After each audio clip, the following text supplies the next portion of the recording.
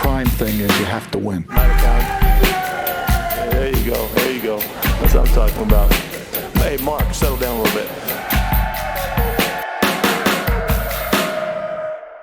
All right, welcome back to another episode of the Just Win podcast. I'm Ted Wynn. That's Marshall Newhouse. We are coming back from a bye week. The Raiders are coming back from a bye week, and they're going to play the Jacksonville Jaguars, who are also coming back from a bye week. So you can't say that either team has advantage or disadvantage as far as coming off a bye week or not coming off a bye week.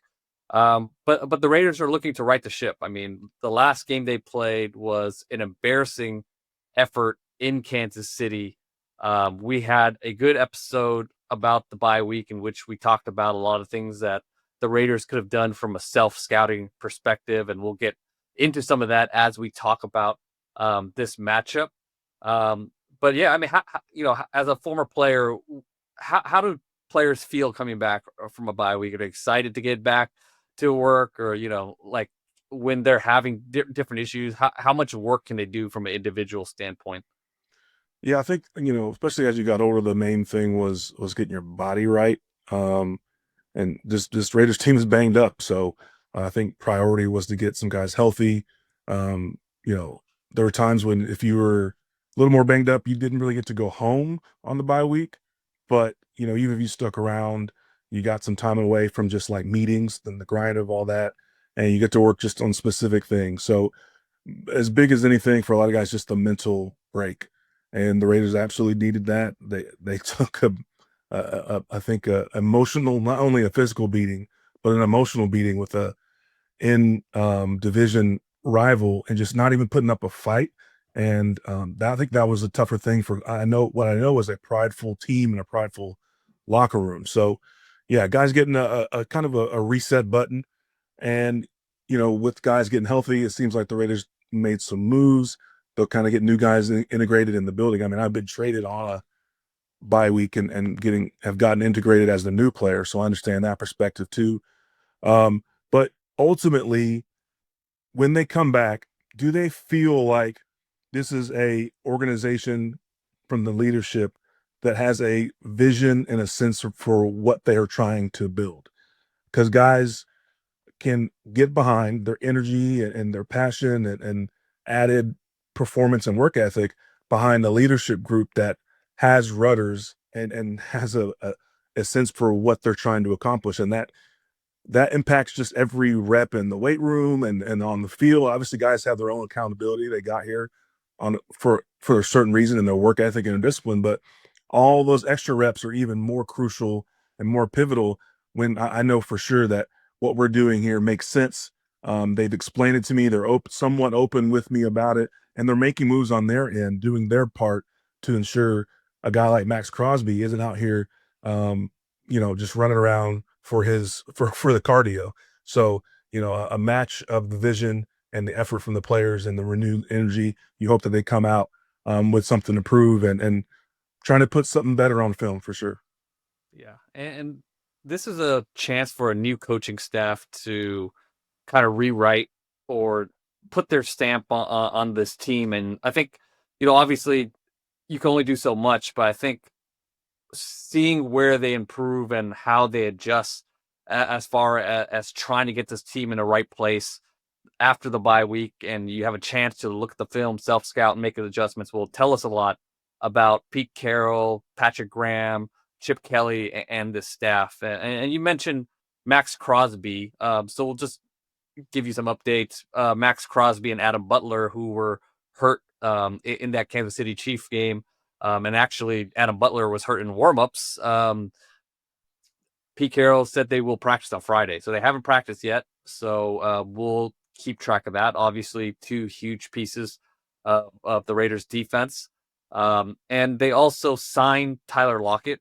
As we know, Tyler Lockett's played for Pete Carroll for a long time in Seattle. And, they've been wanting to add kind of a veteran presence. They tried to do that with Amari Cooper, but obviously he retired after a couple of days. So they do add a veteran receiver in Tyler Lockett that knows Pete Carroll, knows how he wants to establish that culture. But from a on-field perspective, he fell behind the Titans wide receiver room that desperately needs wide receiver help. So I don't know exactly how much he can help this receivers room. Maybe it's just going to be a better fit with Pete Carroll. But it also could be a sign that they're close to dealing Jakobi Meyers, and the whispers have grown louder from all over the place. The national reporters, local reporters, the whispers have growing that Myers will be traded, and it seems to make sense for him to be traded. And if he does, then Tyler Lockett kind of just fills naturally into that veteran receiver role. Yeah, I agree with that, and it kind of made sense when it happened. But the thing that also, doesn't bode well the longer it goes on is just the unknown with Jakobi Meyers. And both, he's not a guy to kind of cause a scene. I played with him in New England. He's just more of a quiet, reserve guy, but a really good player, a really good teammate. I think he understands all of the angles of it, knowing he's going into last year of his deal and him probably wanting a nice extension, and potentially Raiders not being the place and the fit to give him that. But just not knowing week to week, like, hey, if you're thinking about dealing with me, that means I'm not involved in the game plan. So I'm just kind of like twiddling my behind the scenes in the building. You guys want to know what am I doing here? And so the longer that goes on, usually the worse that is. It's not going to be as bad because he's not the type of guy to really stink up the joint. But those type of things kind of linger over a team that doesn't have a whole lot of runway as far as benefit of the doubt, as far as personnel decisions so far. And people, you can say what you want about Tyler Lockett, and he's had a really successful career, and he and Pete have a rapport and a history together. But yeah, he's not solving all of your problems. But at least they're planning for what is the inevitable dealing of Jakobi Meyers. But the lingering part, I think, can really start to fester, especially when you got young guys in the receiving room who are trying to get reps and trying to figure out where their place is and all of this. And so to me, understanding the mentality in these rooms of, when you're dealing talent, it happens all the time. It's not new, but you just don't want that because you're already trying to build a culture. You're trying to reset and shape the way we want them to go. And these are the type of things that can go wrong if you let them fester too long. Yeah, absolutely. And I think part of it is they're trying to get the most compensation they can for Jakobi Meyers. That are probably getting some offers that aren't moving them. But I mean, there are teams that are desperate for receiver help. So I think eventually a team will give up. I don't know whether they want a fourth round pick for Myers. I mean, I think it's kind of a dream to get a third round pick, but or a pipe dream to get a third round pick. But if you get a fourth round pick for him, that's pretty good compensation. I'm sure that's probably what they're looking for. So they're waiting, but like you mentioned, it's not ideal for Jakobi Meyers or the Raiders to live in kind of this limbo land right now. And we talked about, our bye week checklist one of the checklist items would be to try to deal to Jakobi Meyers, but I understand if they're not getting the offer that they want. And one thing Pete Carroll did talk about today in his press conference, he said the bye week they opened up opportunities for competition at different spots. He didn't specify which spots, but I mean, we would assume one would be at corner, more specifically right corner where Caillou Blue plays. I don't know if there's some competition within the offensive line besides JPJ and Alex Kappa. But I guess we'll find out more in this game when we see how the reps are divided and whether players are kind of interchanging snaps. Yeah, listen, we talked a little bit about the JPJ situation and why Pete was doing it the way he was doing it. I don't want that to get lost in Pete coming in. I said this even before I agreed to be on this pod, was I thought it would be a net positive because of the culture of competition that he brings.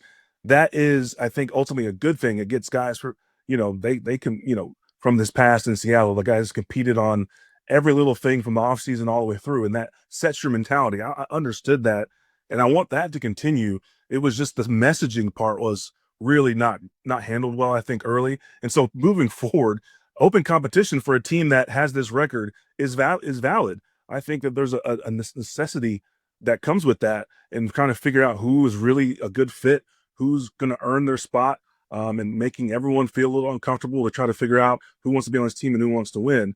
But then now I think Pete has to do a better job of the messaging Not that any competition necessarily closed, but when it's as obvious as JPJ, especially when you spent high draft capital on him, let's not play games where they aren't needed to be played. And so, I think there should be competition in the secondary. Charles Grant and Caleb Rogers, depending on where they're at, where the team sees them at developmentally, but competition for reps, even if that competition looks in a sense like bringing the 6 offensive linemen in formations, whatever that may be, getting them involved and seeing what they can do, because also when you're trying to find these guys play, contribute in the National Football League, and if we never get to see that, if there's never really an opportunity for them to kind of shine, then you're holding your team back and really getting the best guys out there. So competition everywhere, I think, makes sense. It's about messaging and how you present it both to the team internally and to the fans. Yeah, absolutely. And I mean, that's that how he was advertised when he came into the Raiders, and I want to see it play out on the field a little bit more and make some of these guys that have been underperforming or earn their spots. So we'll see how they handle that in this game, and we should quickly see it with the reps that are being divided and whether the snaps stay the same for certain positions or they don't stay the same.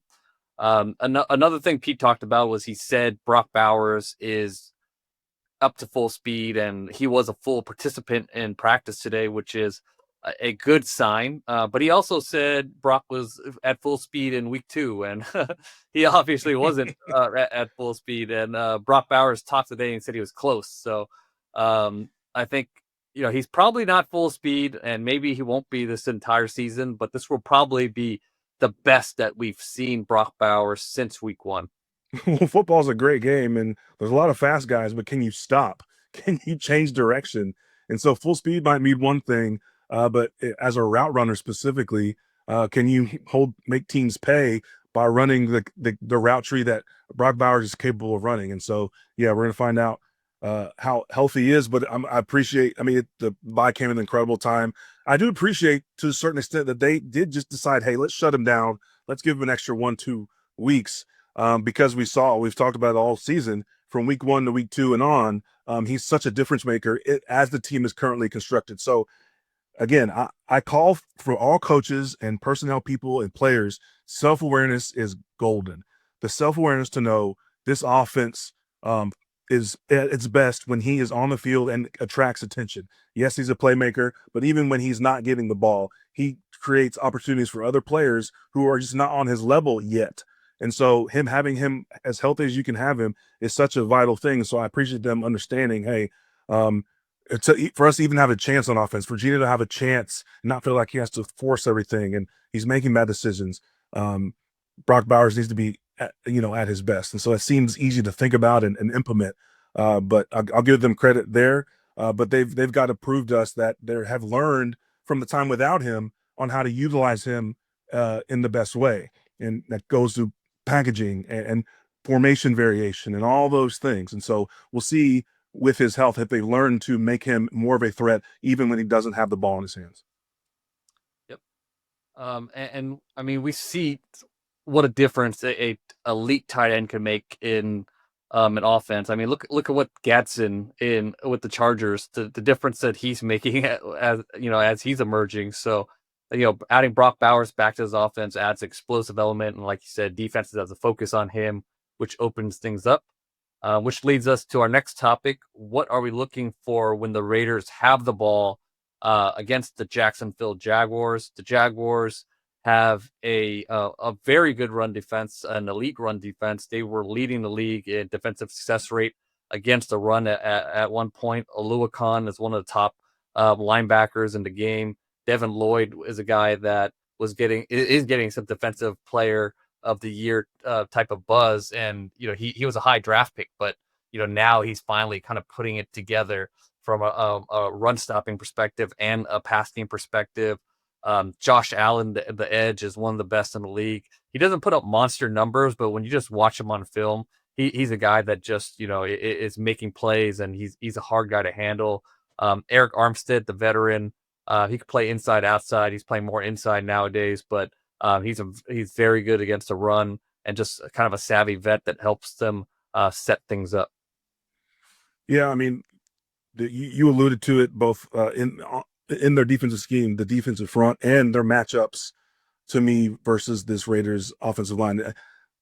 It seems like I'm such a guy who focuses on that, and maybe I do, but when it's been as poorly executed and been such a negative part of this team, that to me is such a priority. And you lost your stalwart Colt Miller, and you've just been kind of plugging holes ever since, and that is directly correlated to Geno on his own level has his own performance to be responsible for, but also this offensive line is not made easy.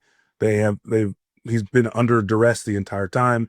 And then, you say you want to run the ball to take the pressure off Geno instead of play action game. Ashton Jeanty has not had a great time with this offensive line. And there are times where you felt like they were getting stride a little bit. They're kind of figuring things out, at least what they do best. And then they'd have just a rough game, both from an execution standpoint and then a play calling standpoint. And so we talked about maybe getting some of these younger guys involved, but I think simplifying the scheme itself and then quote unquote, complicating the look. They call it window dressing, all those things. Watching some of Kansas City's film, outside of just some of the gadget stuff that Andy likes to do, they don't call complicated run schemes, but they have running backs who run hard, which the Raiders have in Jeanty, and they have lots of weapons that make the run game have a little flair, a little flourish, but they're still running inside and outside zone. They're still running one back power or one puller power.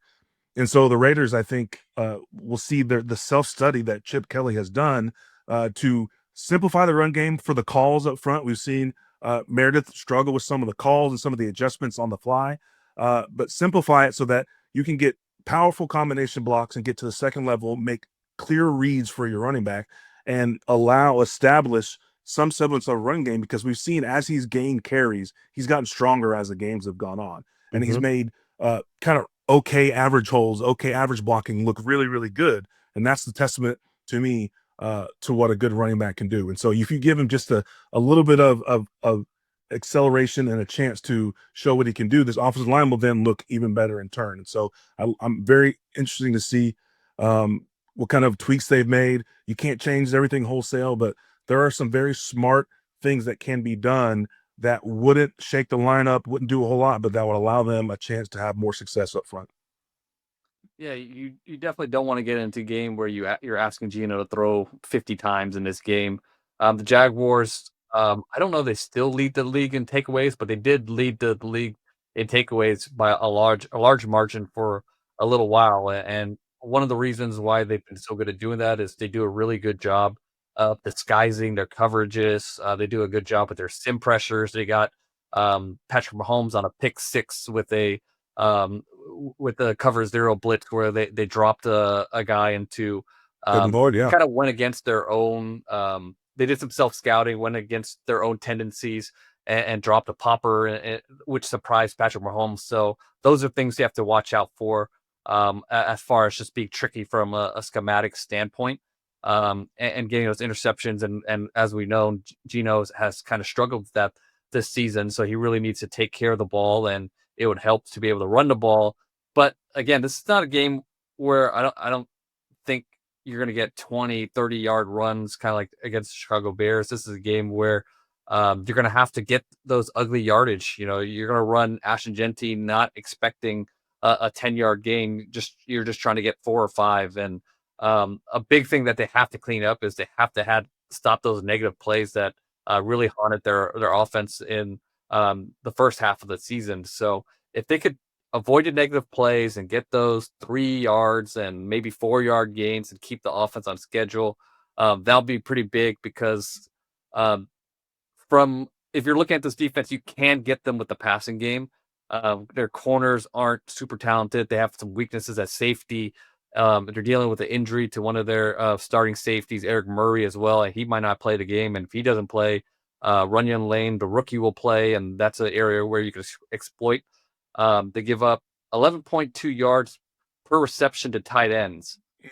And against 12 personnel, they are the third worst in giving up explosive plays. So that's an area where the Raiders could exploit. You have Brock Bowers, you have Michael Mayer, and if you get, I've heard that somewhere. Where have I heard that? And it's a natural kind of strength on weakness against the Jaguars defense. We'll see if they can take advantage of it because we haven't seen it in so long. But it's a natural answer that the Raiders have against this Jaguars defense. Yeah, and this is a defensive backfield that, started off this season hot. They were ball hawking. They were really getting after people. And then the last couple of games, they kind of fell off a cliff. They had they went from a few turnovers a game to none. Their coverage grades just cratered. I don't know if it was the triple receives or not. They themselves, had some injuries, and they've been an inconsistent defensive backfield that can be had. And so you mentioned that the personnel matchups, I think, is a really good advantage. And then, continuing to put other linebacking units under pressure. Devin Lloyd's had a really strong season, and people were talking about him for Depoy. I don't know if I'm there yet, but he's been such a threat. But even the best linebackers in the league, it seems, when teams are emphasizing early down under center play action, the best linebackers in the league are having trouble. And I really hope the Raiders have paid attention to that. That doesn't mean you make your entire offense that, but you understand that there are matchups to be had. And you just mentioned the personnel, the 12 personnel matchup. That is a prime opportunity to throw over a linebacker's head in front of these DBs' heads as they've struggled, and especially playing at home, not having to worry about snap count, anything like that. And so I would love to see them really take advantage of this matchup, and both for a struggling defensive backfield, and then for your offensive line to kind of get them some early wins up front against a really, really stout unit. Yeah, and we mentioned in last week's pod that there's not a lot of great numbers when you're looking at this Raiders offense, but they are a top 10 explosive team when they have 12 personnel, and that was with Bowers hurt and Mayer missing time too. So you get both those guys back. Let's see what Chip Kelly can do with building the identity around 12 personnel, because that's what the focus should be. He should have been watching a bunch of film of really good 12 personnel teams and just piecing together what he can do as far as either copying them or just being creative on his own and just trying to create a real package out of it. Because you mentioned, and I thought it was a great point, that this team needs to find an identity, and it just seems like this is where the identity should be. Yeah, agreed. And we'll see, self-scouting happens week to week, but the bye week is where you can kind of really dive deep. Chip Kelly's the highest paid coordinator in the league. He has his moment, his opportunity to earn that. Because they've tried. He's not working with a full, chest of toys. But the best coaches adapt. They adapt to their circumstances. They adapt to the team they're playing and injuries. And he has been slow, I think, objectively slow to adapt to what is in front of him. And so we'll see if this bye week has opened his eyes a little bit. Yeah. All right. So let's talk about what are we looking for when the Jaguars have the ball. Liam Cohen got hired by the Jaguars because of his prowess as an offensive coordinator. And I did a project before the season when I talked to a bunch of defensive coaches around the league and asked them to rank each play caller. And Liam Cohen is a guy that gets a lot of love from defensive coaches because they always felt like he was a step ahead of them. Like he would know what they're in, and they would have a great play call against it. And it's been kind of inconsistent installing his offense with the Jaguars. Trevor Lawrence struggling with his accuracy a little bit. And when he does throw an accurate ball, the Jaguars receivers haven't been able to catch them. They are lowest in the league as far as converting catchable passes. So they've dropped a ton of passes. A big proponent or a big reason for that is Brian Thomas Jr., who had a phenomenal rookie season and is having a big time sophomore slump as far as dropping passes. I think he might be thinking too much. The Jaguars led the league in pre-snap penalties, so they're getting a bunch of operational penalties. Liam Cohen wants to use a ton of motion and all that pre-snap, so I think it's kind of hurting them early on. I mean, I think it's the right thing to do as far as just kind of the water hose approach, but it's hurt them early on. We'll see if after the bye week, maybe they clean some of those issues up as far as their penalties and maybe these receivers are just a little bit more ingrained in the offense, so they're thinking a little bit less. But this is an offense that's very talented. They're potentially explosive. They want to throw the ball downfield, but they also make a ton of mistakes. Yeah, and when the Jags have the ball, obviously Maxx Crosby is the first guy that comes to mind, but getting Adam Butler back would be huge. Crosby, his sack numbers are down. There's a lot of theories about why. The obvious one is just the attention that he sees.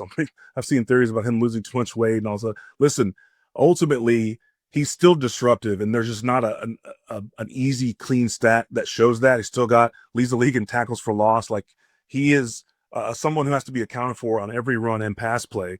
But he definitely needs help, and I've said that before, and that'll continue to be the case. But as far as the Jags, we've seen such a Jekyll and Hyde from this offense, specifically Trevor Lawrence.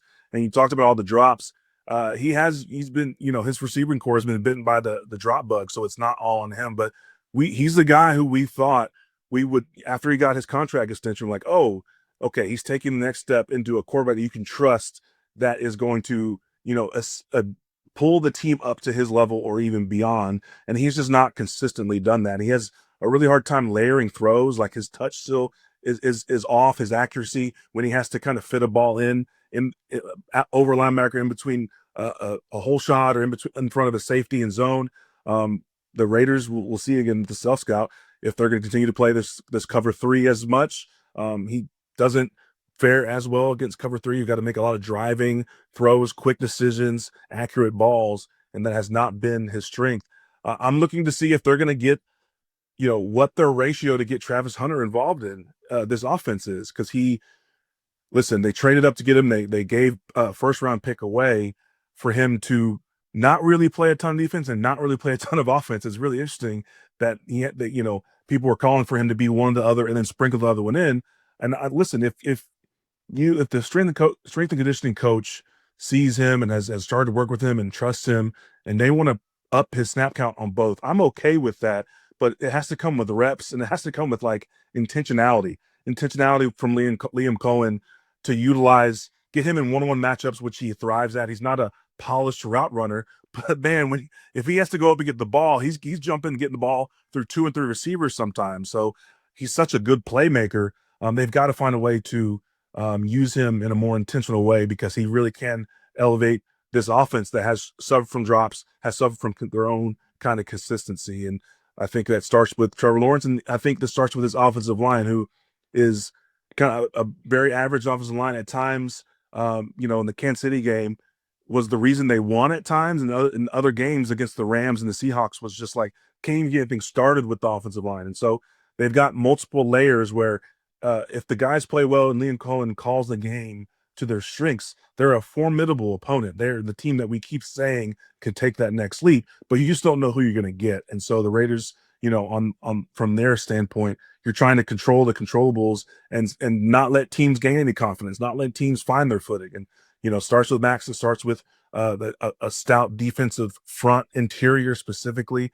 We talked about in the bye week what they're going to be looking for in the offseason, and the 5 guys have a chance to prove that they can be assets on the inside. And I won't get all their names wrong, but Thomas Booker, we know Adam Butler can play. We're trying to see more out of Laulu and the rookie Pegas. So there's a lot of opportunities there for reps for guys to make an impact to kind of bolster this defensive line. This defense has played admirably. They've gotten blown out a couple times, but for what they've been given, when your offense runs 30 plays, what do you expect the defense to do? So I give them tons of credit, but credit doesn't pay the bills. They've got to be again a reason why this team can have complete, balanced wins and competitiveness on all 3 phases of the game.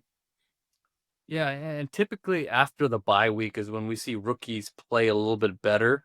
And the tackles for the Jaguars have been pretty decent. Walker Little and Anton Harrison, they've been pretty good. So I think where you can get them is in the interior, especially at right guard against Patrick McCarry, who's kind of struggled. So this is a good chance for some of those young defensive linemen to really put a stamp on the team and create some interior pressure, create some disruption inside.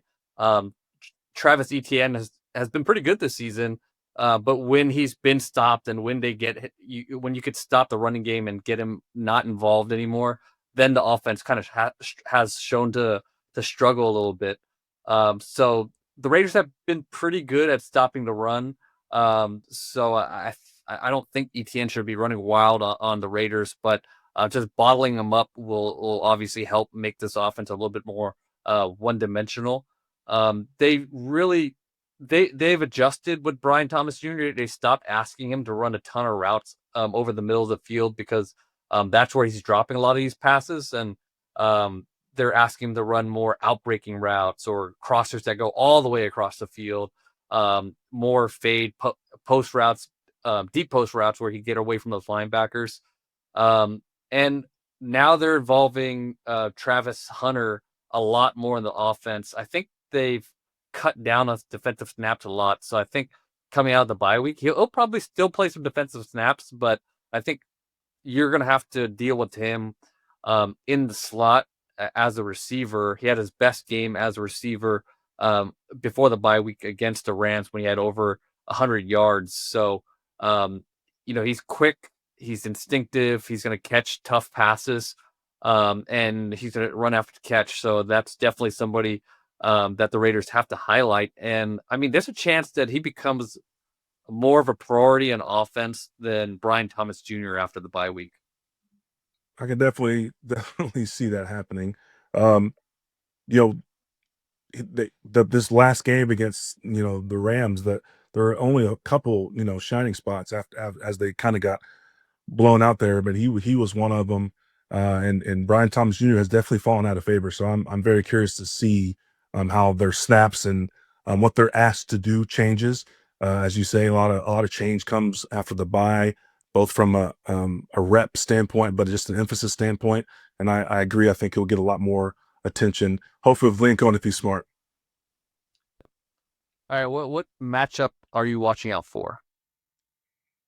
I'm looking at at Devin Lloyd kind of operating against Geno Smith, and I talked about early play action under center, but Devin Lloyd's having a really great season, and Geno Smith is having an interception prone not great season, and those two things don't seem to mix, especially if the Raiders don't sort out kind of the protection and the sequencing with which they put drives together, and so we'll see.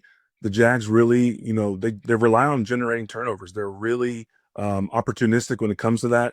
And so this is something that Geno has been preached. I know he knows this. Everyone knows that. But for just whatever reason, it keeps happening. Even the game when things were really buttoned up against the Bears, he gets rushed on like a weird rollout play action and forces a ball and throws a pick. So it just feels like it's magnetized this year for him. And so a guy like Devin Lloyd, who's had such a impactful season so far in coverage, I'm looking to see that kind of chess match and seeing, are there run plays that they're checking out of because there's too many guys in the box? Does Devin Lloyd have control over what safeties they bring down to the box, how they rotate pre-snap and post-snap? So that'll be my matchup to watch.